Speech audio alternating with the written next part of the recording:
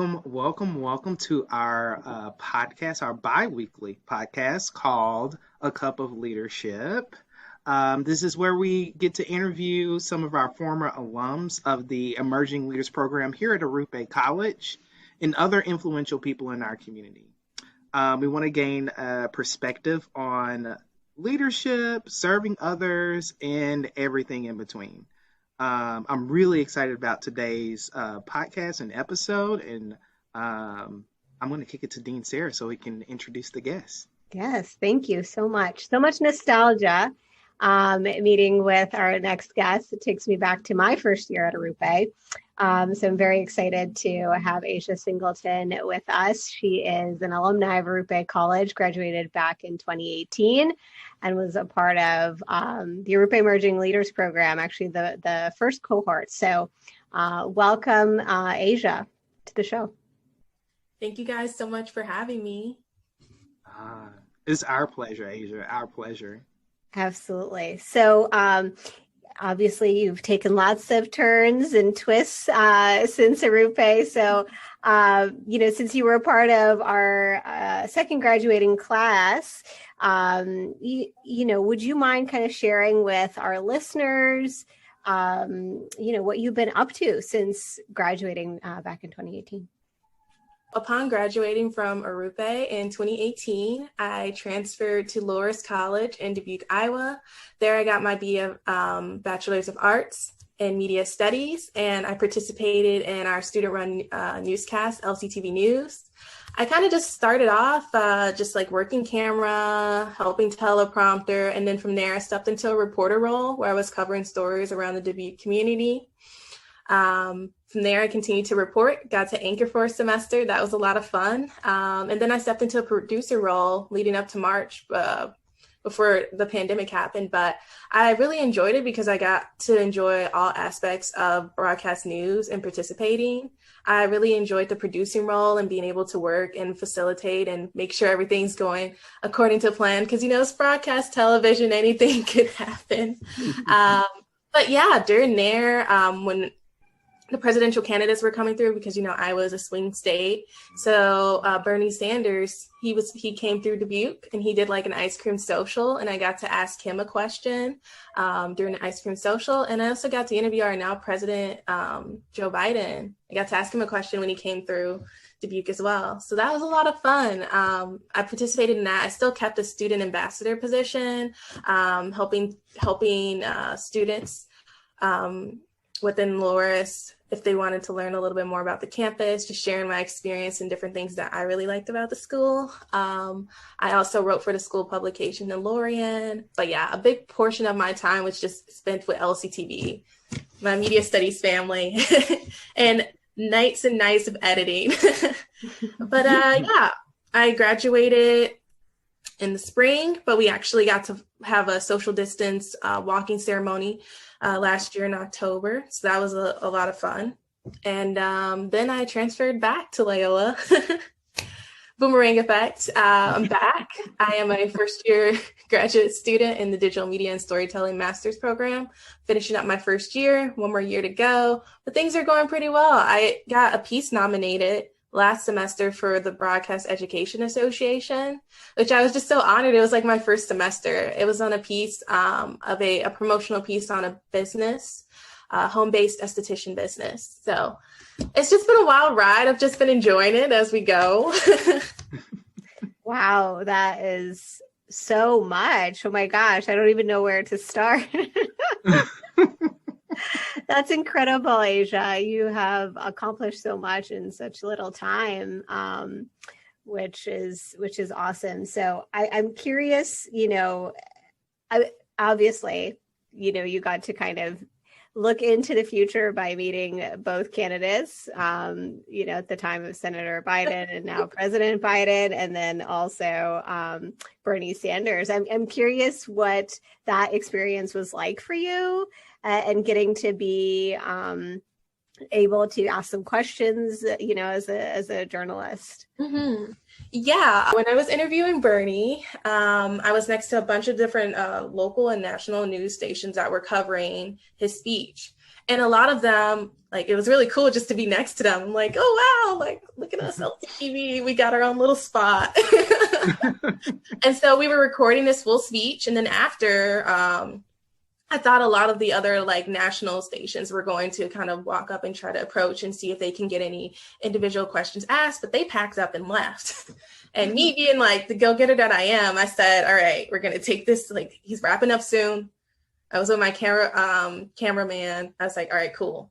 We're going to run up there and approach him and get to him. And my thing is, the worst thing that someone can say is no. So why not ask?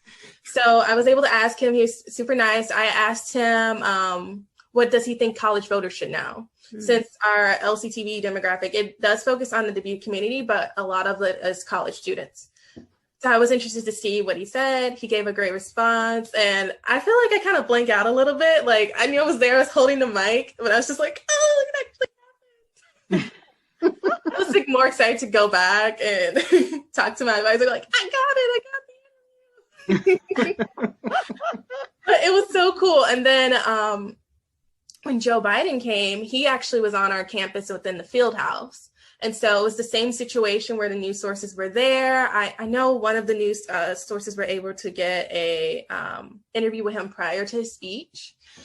And yeah, like a lot of them packed up. And I said, I was with my other like camera person, Courtney. I said, Courtney, we're gonna go. She's like a first year in the program. So I was like, okay, we're gonna try. And so like we went up there, but like we tried to go underneath like the little blocker, and they were like, hey, you can't. So then I went around. It's like, I'm determined here. And I was able to get to him. One thing that was super cool was that one of my friends was actually like near him and was about to like talk to him. And I told her, hey, I need this. I want to get this for the newscast. Hey. And she was able, I was able to get over there, ask him the same question. What do you think college voters should know? I was shook. And then the fact that, he's now our president, I was just like shook. I'm like, I got to interview the president. But yeah. Yes. I just encourage people to go after. Like, the worst thing that someone can ever say is just no. But at least you tried and you gave it a try. Definitely. That sounds like such an impactful experience, but like such a mantra on life, right? Like, if you don't ask that question, you don't know what that response is going to be like. And I think your like sheer determination, and not only like all of the different pathways you've gone down, but just in that story, like meeting Bernie and trying to get to meet Joe Biden and meeting them, like it just speaks to your character, Asia, like just determination and getting to after your goal.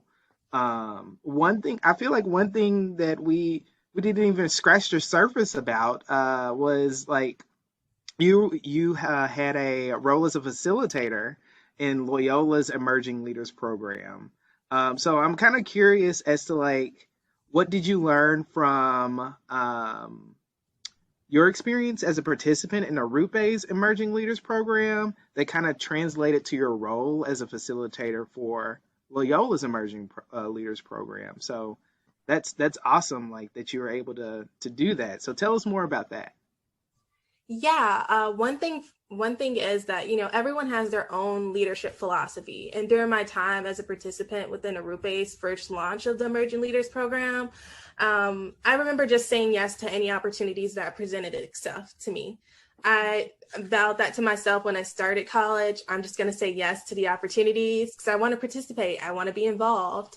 And acknowledging everyone has like a different leadership philosophy. We all have different philosophies. And I feel like something that I learned and then cultivated within the Emerging Leaders Program at Arupe, finding my own leadership style. What do I value that is important?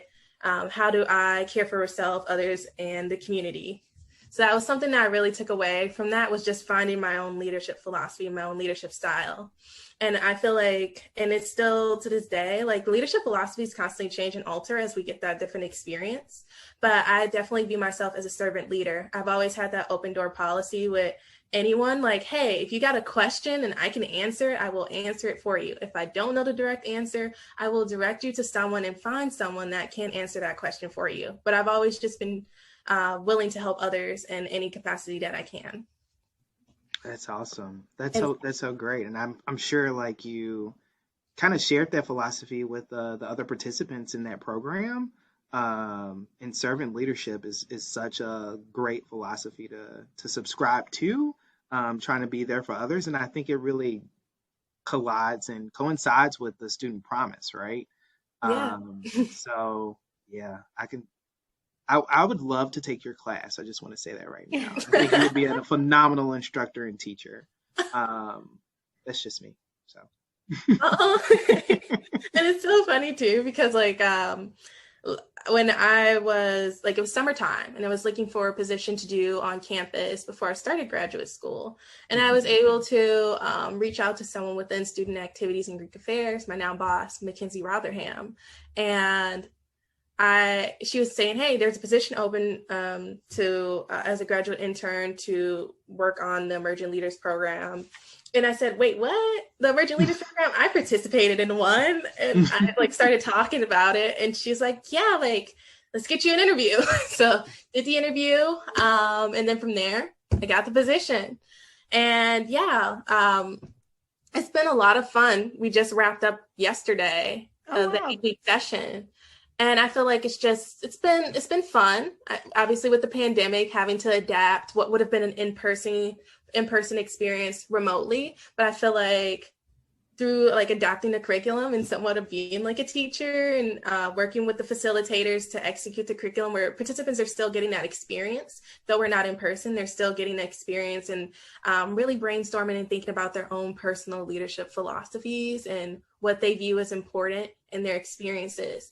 And one thing that I really emphasize to participants is that there is I feel like a lot of times in society, we think we have to do something so grand and so big to be deemed a leader. And that's not the case. There was actually this TED Talk that I showed, and it was on this volunteer firefighter. And he was saying that he wanted to go in and rescue the dog because like, that's like the grand notion, like, oh yeah, like I'm a leader, look at me. Like I rescued the animal from the burning fire. And his boss had told him, hey, get this lady a pair of shoes because she didn't have any shoes on.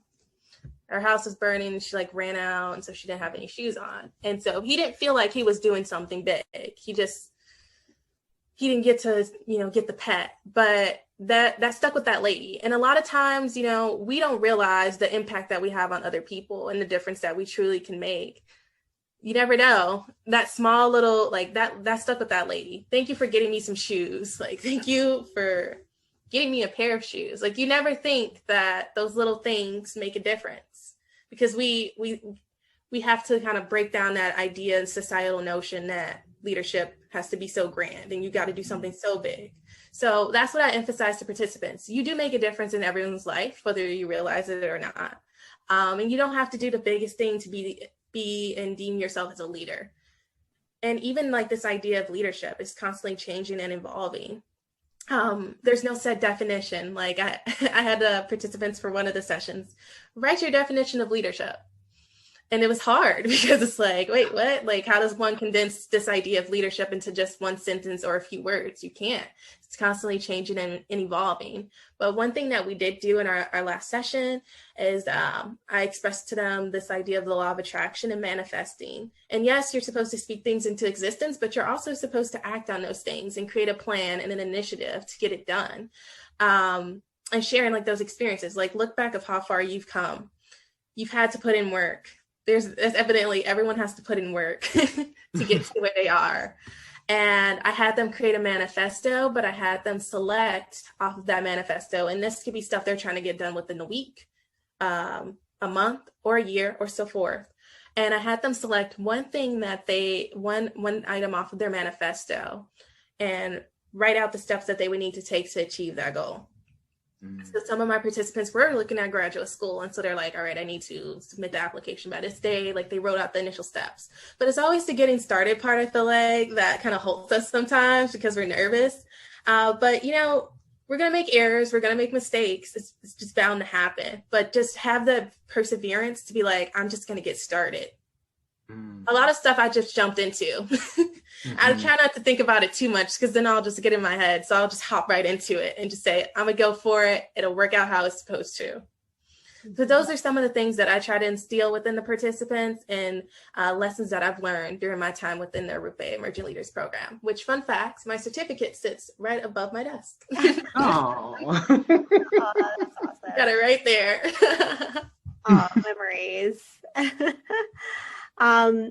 I like this idea that you bring forward of leadership needs to be accessible, right? It's not this thing on a top shelf that, only certain people are able to do, but really anybody can be a leader. And it's really these different acts that we participate in or the words that we share with people is what demonstrates leadership capacity. And so I really like that. And I'm so glad that you've been able to kind of share that with your current cohort of emerging leaders.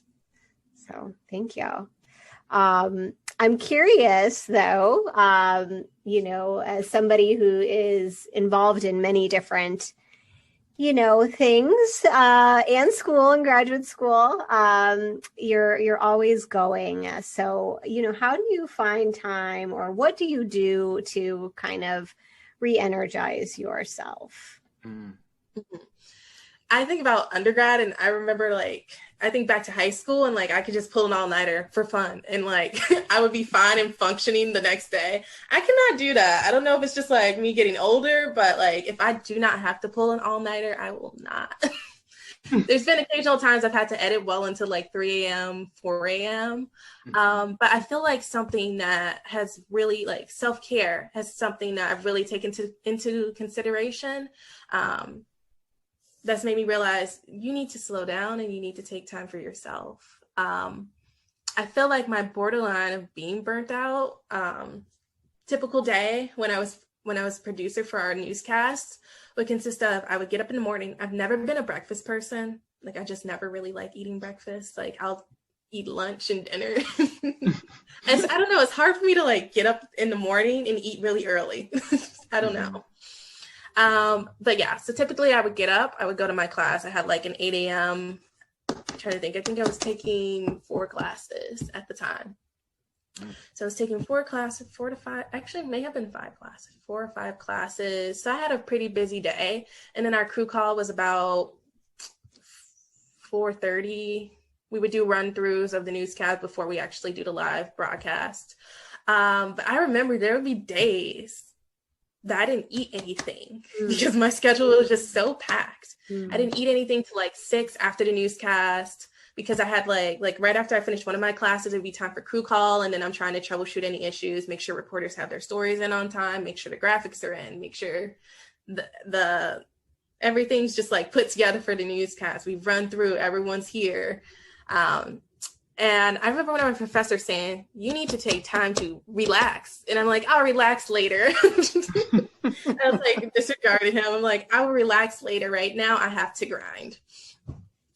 But I feel once the pandemic happened, I really had to assess and really think about, okay, where do I really take a break? Where do I really relax? And so I'm always my favorite thing is the student promise, care for self, others, and community, but I've neglected the self. And I had to kind of think, what can I do and implement in even if it's just for a few minutes in the day where I can give myself somewhat of a break. And I think just acknowledging to myself that I'm not a well-oiled machine. I'm not capable of always going 24/7 and I get tired. And I feel a lot of time that rest period is crucial. This past weekend, I just took the weekend off to just relax. I watched some movies, which I haven't done in a while. And I just took a break. And it felt good because you need to take time to recharge your body. You don't want to push yourself to a point where you're borderline burnt out. You got to make sure you eat. Got to make sure you get some rest. And you take some time to do the things that you enjoy doing and love. One thing I love doing in the spring is I like to sit out underneath the patio and do homework. I feel like just getting some fresh air. Since, with the pandemic going on, I wasn't getting that in the social interaction, like that fresh air. So I've had to like implement new ways of doing so. So sitting outside, taking a walk, and just taking some time to be like, it's okay to relax. Because I used to feel guilty about that. Like I used to feel guilty if I took time to relax because I didn't want to sleep on an opportunity. But know and reassure like what's for you will be for you and it will come to you.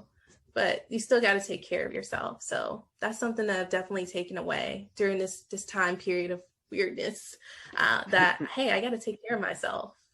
Yeah. Because that's going to push me further, me just taking care of myself. That's so true. You gotta make sure you have energy in the reserves, right? And I think that comes with self-care, like you're explaining. And I think I'm glad the pandemic has had that effect on us, even though, I'm not rooting for the pandemic in any kind of capacity, but it made us reassess, like when we're working from home and we're also resting at home and we're doing all these things at home and everything is blending together. I think it's also about like and what you shared, the intentionality behind how we're using our time.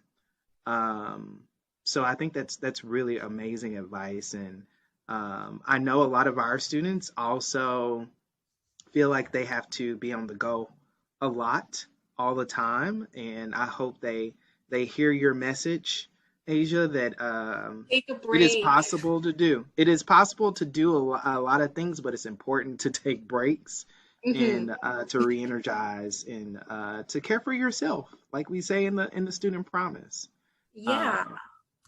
I even just think back briefly to, like, you mentioned Zoom, like Zoom fatigue and being on Zoom constantly. My classes, I've been online. Let's see, in March, I finished up senior year online. And then in August, I started graduate school and we've been online, fully online. And then my like the Emerging Leaders program and my job is remote as well. So I've been staring at this computer a lot. And it's just like, there's days I'm just like, I don't want to stare at this computer anymore. I'm getting Zoom fatigue. And me being the social butterfly that I am, I'm like, I just want to be on campus. I want to interact with people. But I have been coming to campus. You guys know I'll come to Arupe and set up and do homework, switch it up every now and then, kind of just change some scenery. But taking like at least like I'm trying to remember, it was like for every 20 minutes you spend on your computer, you're supposed to take a certain amount of minutes away. So I try to do that too, where like if I've been staring at a computer editing, get up, walk around. And I also don't let the day go by because it used to be where I'm like staring at the computer all day, it'd be bright, and then I look out the window finally after staring at the computer all day and it's just dark. And I'm like, oh man, I didn't even get any fresh air. Yes. Like, how did that happen? Yeah. I hear you on that, Asia. Mm-hmm. Oh, well, I think we know a lot about your leadership style, what you've learned, what you impart on other people.